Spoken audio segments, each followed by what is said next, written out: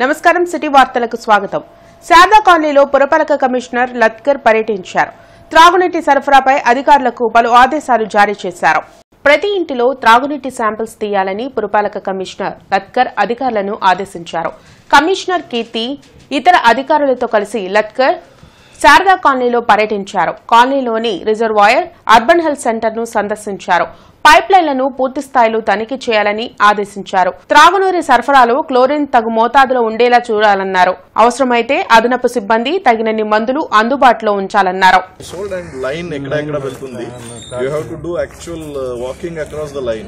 అంటే మీ ఏఈస్ తోటి కొంత వర్క్ ఇన్స్పెక్టర్ కి రిజర్వాయర్ నుంచి ఆ లైన్ ఎటు పోతుంది, ఆ లైన్ ఎక్కడ ఏదైనా కంటామినేషన్ అయ్యే అవకాశం ఉందా, ఎక్కడైనా డ్రింకింగ్ వాటర్ లైన్ కింద మరుగునీళ్ళు నుంచి వెళ్తుందా, అది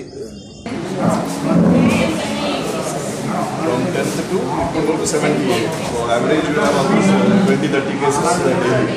So there is in last 3 days. Medicines and అందుబాటులో ఉన్నాయి.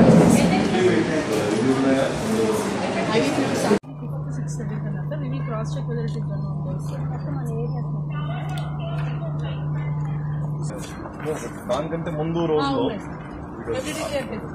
1-2 days ముందు క్లోరినేషన్ చేసి ఉంటే 11th 10th కి కేసెస్ రావు. క్లోరినేషన్ షెడ్యూల్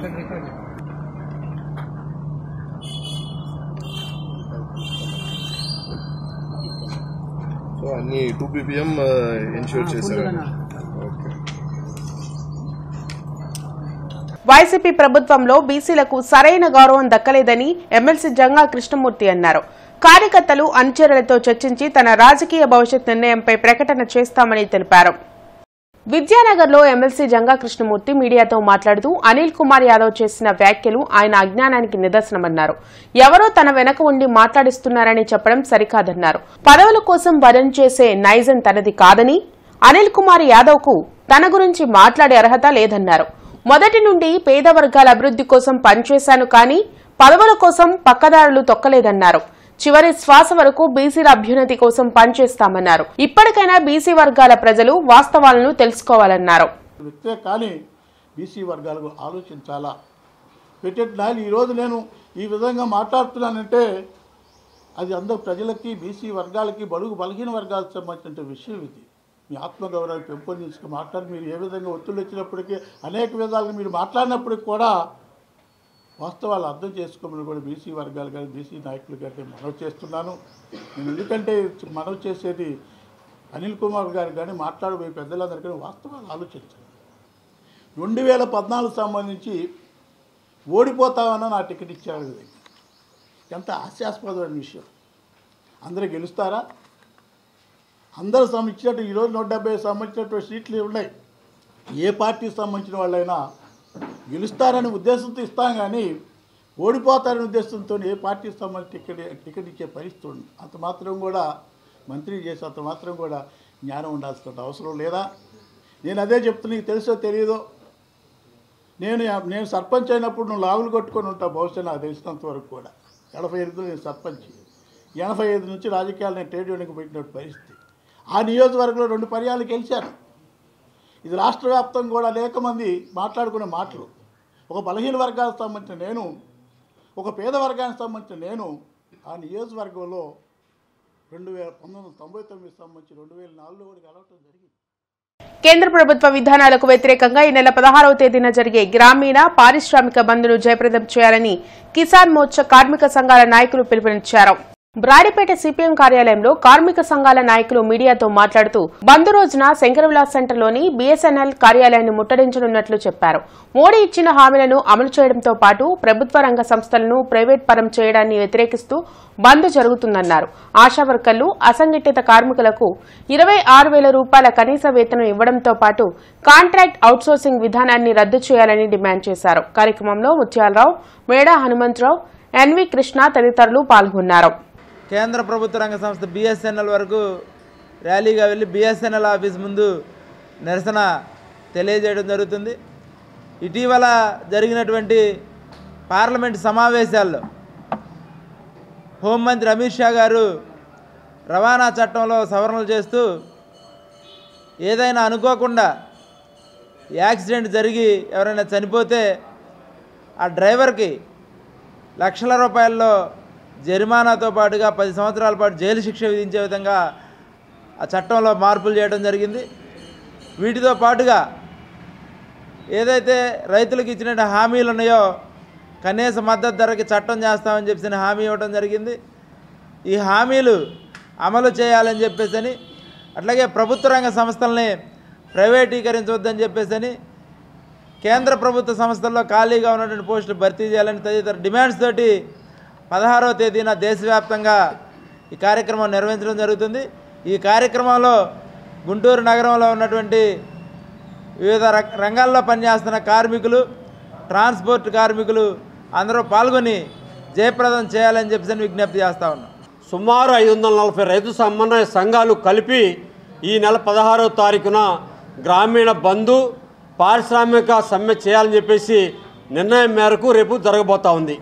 ఇందులో ప్రధానంగా ఏదైతే ఆశా వర్కర్సు, అసంఘటిత కార్మికులు ఎవరైతే ఉన్నారో వాళ్ళకి కనీసం 24,000 రూపాయల జీతాలు ఇవ్వాలని చెప్పేసి, ప్రభుత్వ రంగ సంస్థల్లో అవుట్సోర్సింగ్ కాంట్రాక్ట్ విధానం రద్దు చేయాలని చెప్పేసి, అదేవిధంగా ఏదైతే రైతులకి నల్ల చట్టాలు తీసుకొచ్చి వాళ్ళ రైతులు నడ్డి విచ్చే పద్ధతుల్లో అనుసరిస్తున్న విధానాలు, కార్మిక చట్టాలు 29 చట్టాలను రద్దు చేసి 4 కోళ్లుగా చేసిన విధానాలకు వ్యతిరేకంగా ప్రముఖ జర్నలిస్ట్ నార్ల వెంకటేశ్వరరావు పురస్కార ప్రదానోత్సవ సభ ఈ నెల 18వ తేదీన నిర్వహించనున్నట్లు ఎమ్మెల్సీ లక్ష్మణరావు, మాజీ మంత్రి డొక్కా మాణిక్యవరప్రసాద్ తెలిపారు.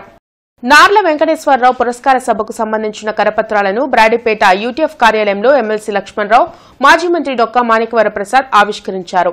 బీఆర్ అంబేద్కర్, జాషువా, పూలే, పెరియార్ లిటరేచర్ ఫౌండేషన్ ఆధ్వర్యంలో బ్రాడీపేటలోని సిపిఎం కార్యాలయంలో జరగనున్న కార్యక్రమంలో ప్రముఖ జర్నలిస్ట్ సాయినాథ్కు నార్ల వెంకటేశ్వరరావు పురస్కారాన్ని అందించనున్నట్లు తెలిపారు. పురస్కార సభలో ప్రతి ఒక్కరూ పాల్గొని పత్రికల విలువలు, సమాజం మార్పుపై చర్చించాల్సిన అవసరం ఉందన్నారు. కార్యక్రమంలో విల్సన్, జయసుధ తదితరులు పాల్గొన్నారు. నార్ల వెంకటేశ్వరరావు మనందరికీ తెలిసిన తెలుగు జాతి గర్వించదగ్గ గొప్ప పాత్రికేయుడు. ఆయన అనేక పత్రికలకి, ముఖ్యంగా ఆంధ్రప్రభ లాంటి పత్రికలకి ఆయన సంపాదకుడిగా ఆ కాలంలో పనిచేశారు. ఈ సంవత్సరం ఆయన పేరుతో ఉన్న ఈ పురస్కారాన్ని ప్రముఖ జర్నలిస్టు శ్రీ పాలగుమ్మి సాయినాథ్కి అందజేయబోతా ఉన్నారు.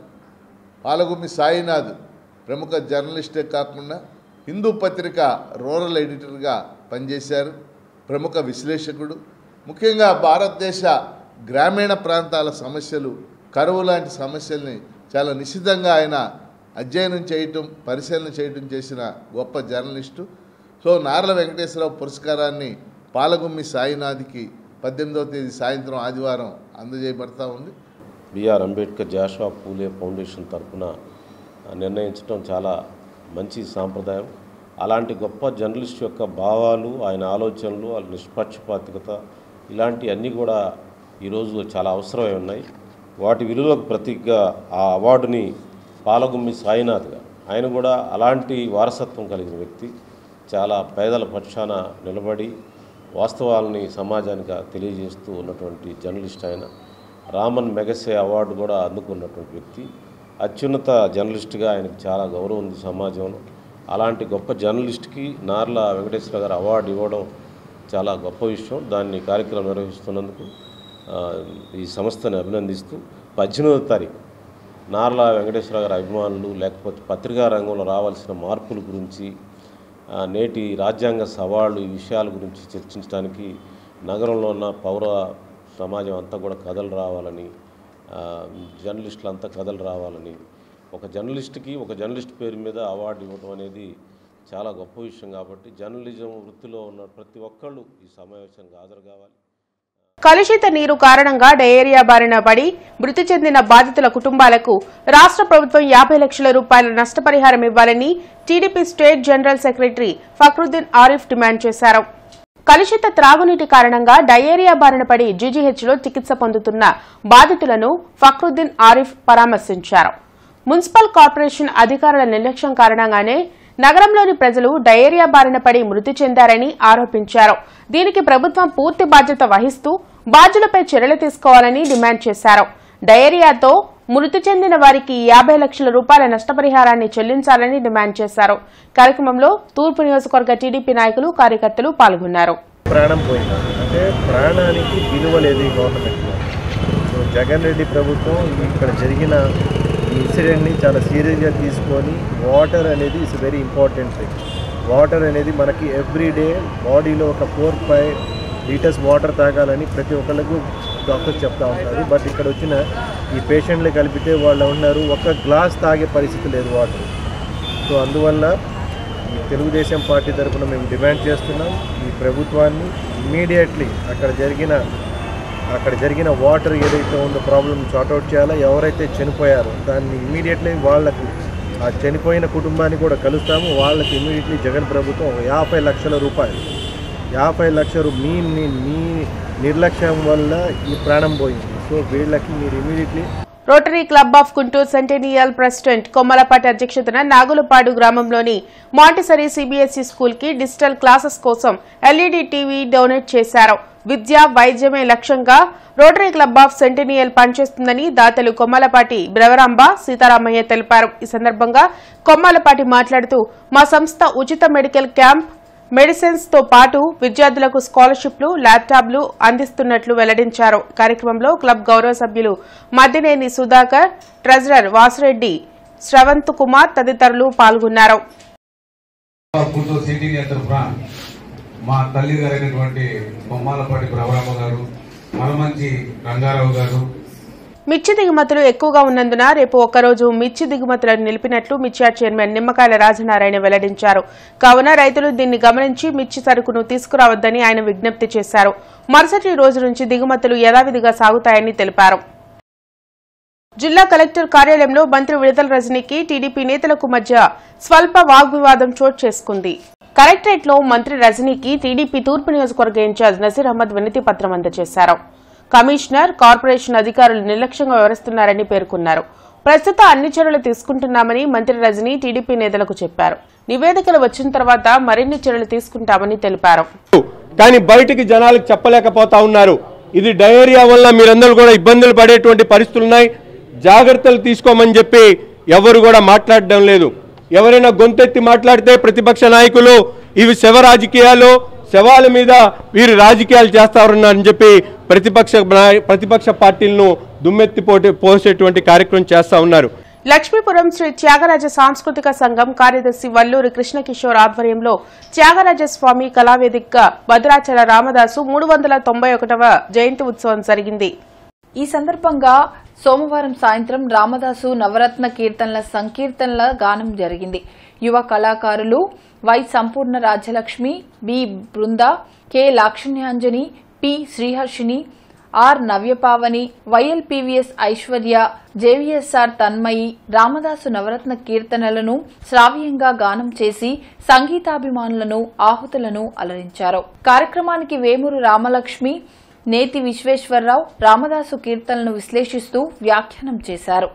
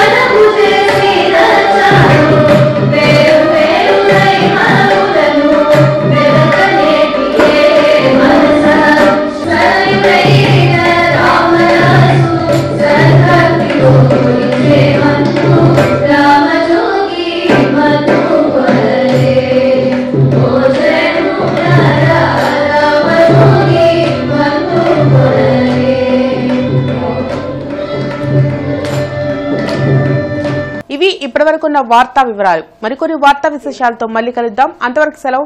నమస్కారం.